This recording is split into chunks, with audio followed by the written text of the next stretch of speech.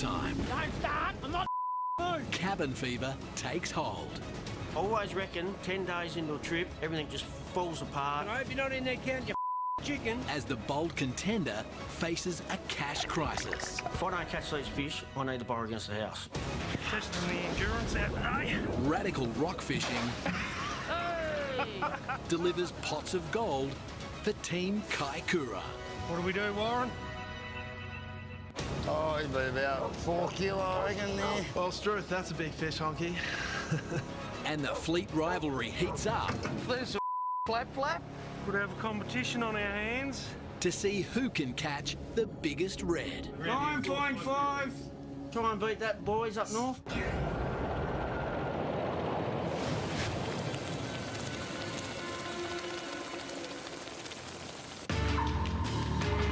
The Ledge, south of Bruny Island.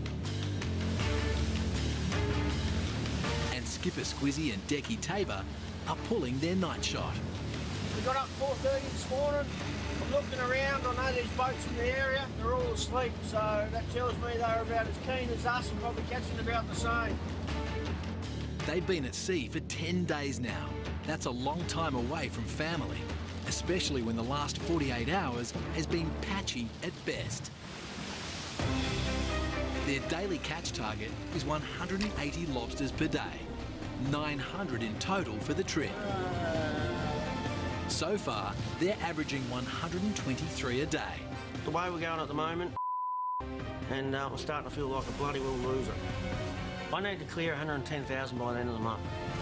Nothing in these yet, are they? If I don't catch these fish, I need to borrow against the house. It's that simple.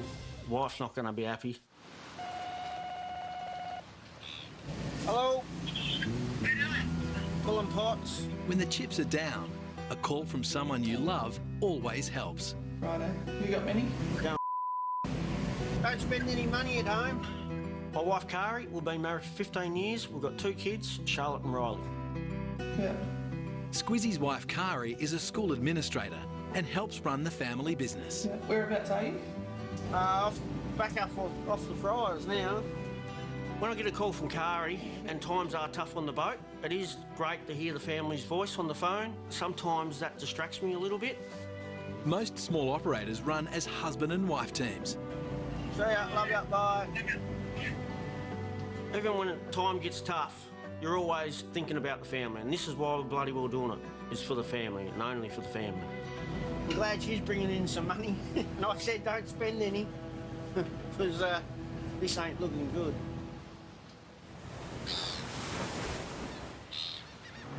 Tabor's feeling the pressure too. He gets 15% of the gross profit after quota costs, and 15% of nothing is nothing. To bring good luck, Squizzy rubs the wood on the bridge of the bolt contender. I've been rubbing the wood flat out, and I don't think it's working. I know one thing we'll have to put on the shopping list when we get home is a new piece of wood. But this one ain't working. We're on low numbers, the morale goes down. I hope you're not in there counting your chickens. What? I said, I hope you're not in there counting your chickens. Cabin fever has taken hold. Don't start, I'm not moved.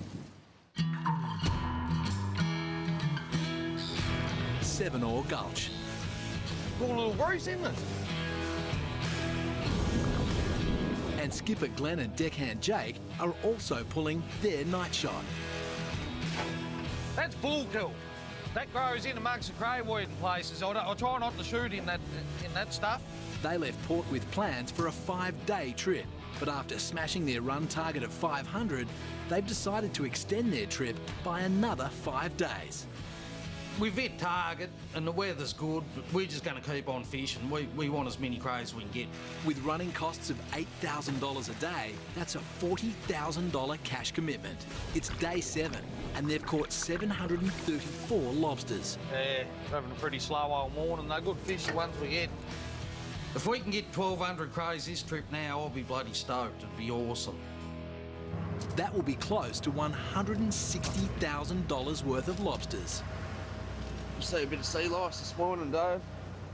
Those white wriggly things on the deck are sea fleas.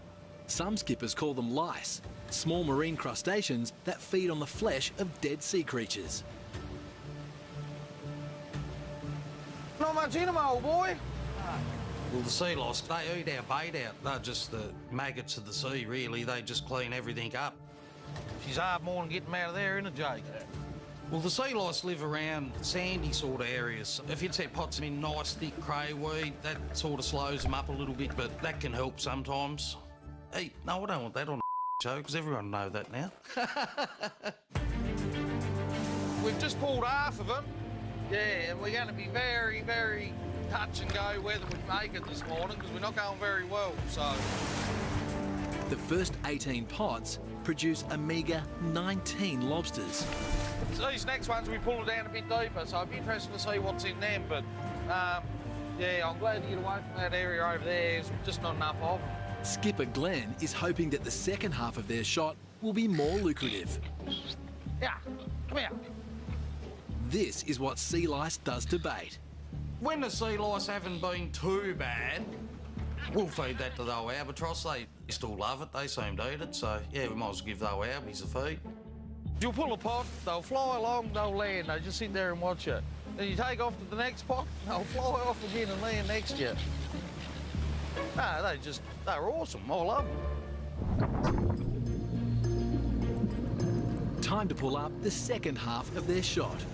But the rope attached to the pot Got a stuck one. has jammed in the hauler. He's stuck too. If you're in the wrong place at the wrong time and that rope's got that strain on it and that flicks, that can be pretty deadly. It's situation critical.